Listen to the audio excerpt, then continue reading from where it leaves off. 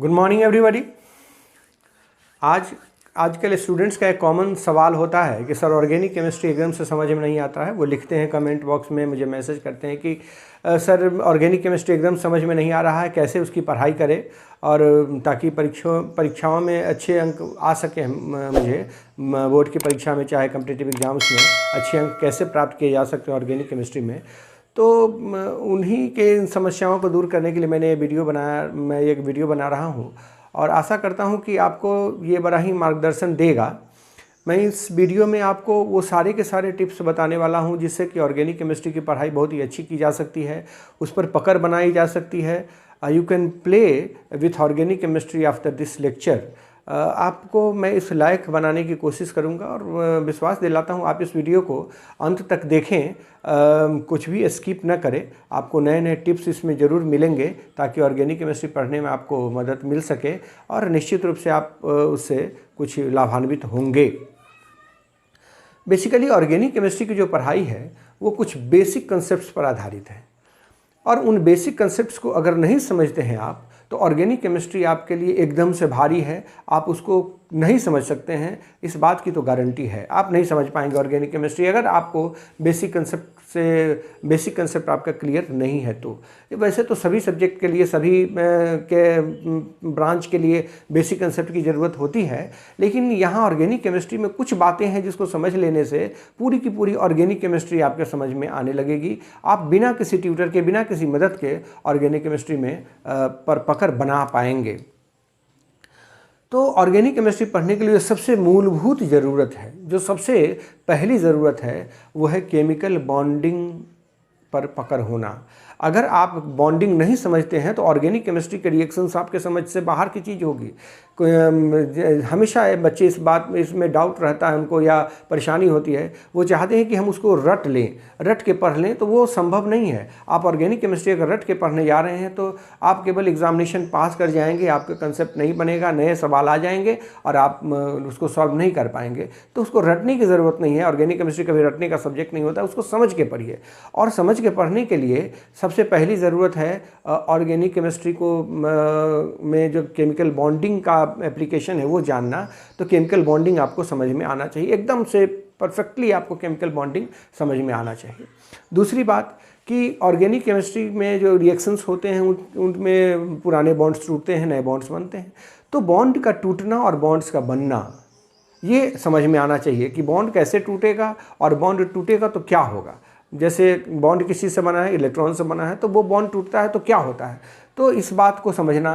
तो बॉन्ड टूटने को समझने से के लिए उसको अगर अच्छे से समझते हैं तो आपको बॉन्ड का बनना समझ में आना चाहिए। और निश्चित रूप से अगर केमिकल बॉन्डिंग का नॉलेज है तो बॉन्ड का बनना आपको आता होगा। निश्चित रूप से ये बात समझ में आती होगी कि बॉन्ड्स कैसे बनते हैं।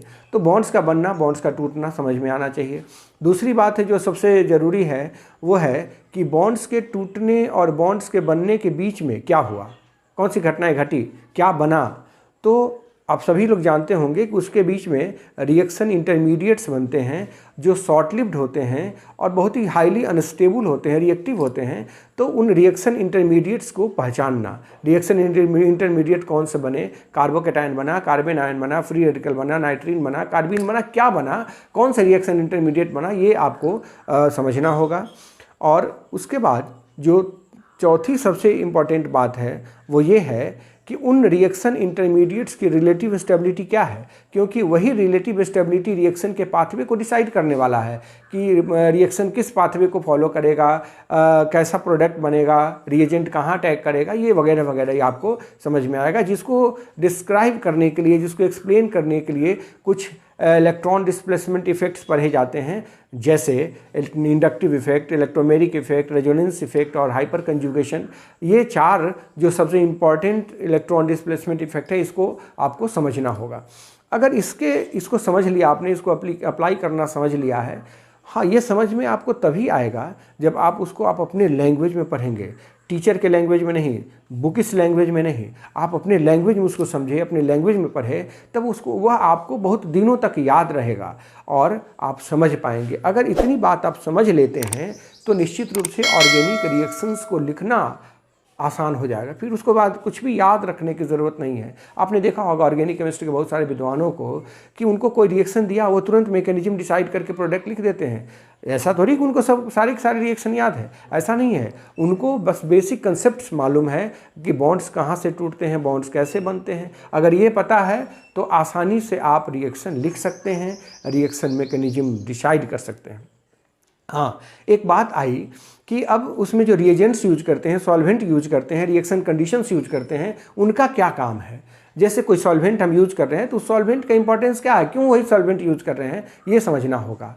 जैसे फिंकल-स्टीन रिएक्शन में हम एसीटोन का यूज करते हैं, तो एसीटोन का यूज क्यों करते हैं उसको समझना होगा। एसीटोन का यूज करने का कारण है वहाँ कि जो सोडियम क्लोराइड या सोडियम ब्रोमाइड बनता है बाई प्रोडक्ट के रूप में, वो एसीटोन में इंसॉल्युबल होता है, वो प्रेसिपिटेट डाउन हो जाएगा, वो सेटल डाउन हो जाएगा। हमें उसको अलग करने के लिए कोई एक्स्ट्रा एफर्ट लगाने की ज़रूरत नहीं है। तो ये बात हुई कि हमें एसीटोन का इस्तेमाल करना है। तो वैसे ही रिएक्शन जो कंडीशंस होते हैं उनका अपना क्या इंपॉर्टेंस है, क्या रोल है वहाँ, यह अगर आप याद रखते हैं तो निश्चित रूप से ऑर्गेनिक रिएक्शन समझना बड़ा आसान हो जाएगा आपके लिए।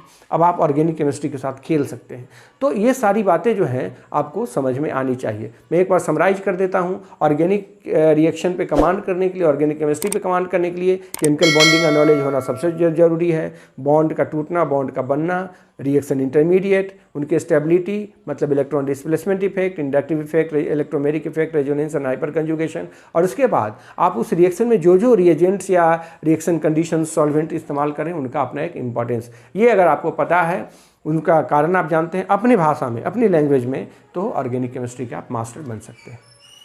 और आशा करता हूँ कि ये जो टिप्स हैं आपको बहुत ही काम देगा और आप ऑर्गेनिक केमिस्ट्री पढ़ने में इसकी बहुत मदद ले पाएंगे, बड़ा उपयोगी होगा।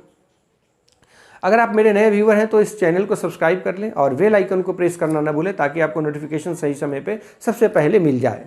और अगर ये वीडियो अच्छा लगे तो लाइक देना ना भूलें। हाँ, एक स्पेशल रिक्वेस्ट है कि अपने दोस्तों से भी शेयर करें इस चैनल को। धन्यवाद।